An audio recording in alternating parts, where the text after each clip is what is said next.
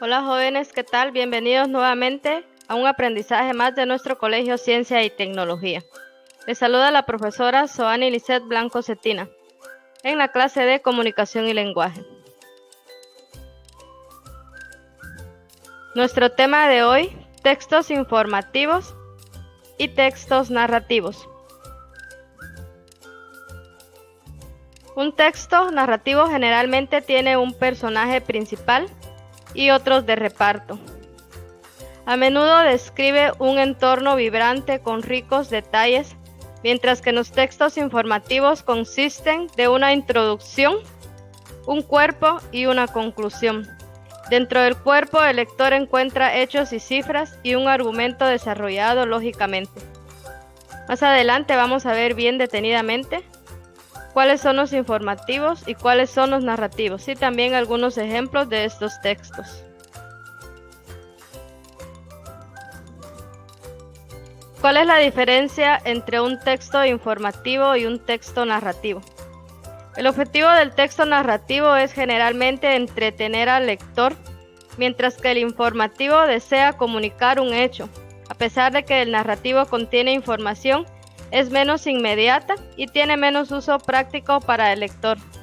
Muchas veces nosotros nos queremos informar acerca de alguna noticia, algún acontecimiento, entonces a eso nosotros le vamos a llamar texto informativo. Cuando leemos el periódico o cuando vemos alguna noticia en la televisión, mientras que el texto narrativo es algo que nosotros vamos a narrar o algo que nos están narrando, por ejemplo, un cuento o una fábula. ¿Cómo escribir un texto narrativo? Podemos escribirlo pensando bien la historia, definir los personajes, decidir el punto de vista, determinar el tiempo y el espacio, organizar la estructura, pensar en un desenlace efectivista y proponernos escribir de forma creativa.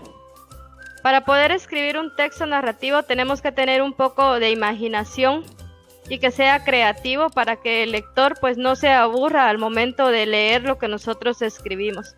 Debe de haber también un poco de acción y que el tema pues sea interesante para las personas que lo están leyendo. ¿Cómo empezar a escribir un texto informativo? El artículo que nosotros vamos a presentar es el tema en el primer párrafo. Vamos a explicar de qué se va a tratar el artículo y el interés que puede tener conocer sobre el tema. El artículo debe de tener como mínimo 4 párrafos en los que se desarrollan ideas diferentes y cada una de ellas deben de ser apoyadas en información como datos, por ejemplo, o explicaciones.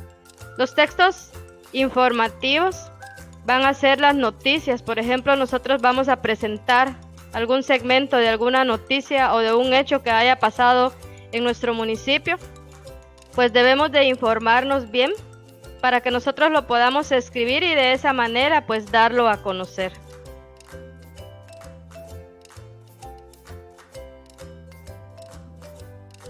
¿Cuántos y cuáles son los textos informativos?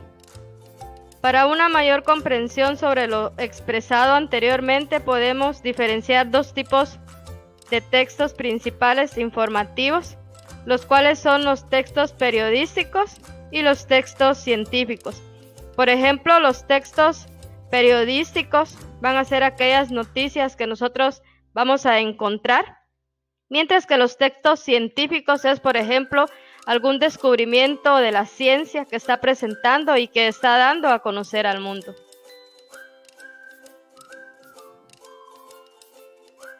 ¿Qué es un texto periodístico y cómo se clasifica? Los textos periodísticos se clasifican en 3 grandes géneros o subgéneros, podríamos decir. Son los informativos, de opinión o los mixtos. Los subgéneros periodísticos o géneros de información puede ser, por ejemplo, la noticia, el reportaje o la entrevista. Recordemos que un texto periodístico es aquel que nos va a estar informando acerca de algo. Entonces nosotros lo podemos conocer a través de una noticia en la tele, un reportaje que vamos a ver también en la tele o en el periódico y la entrevista, cuando se está entrevistando o haciendo una serie de preguntas a algunas personas acerca de un tema o de una noticia importante que se quiere dar a conocer a las demás personas.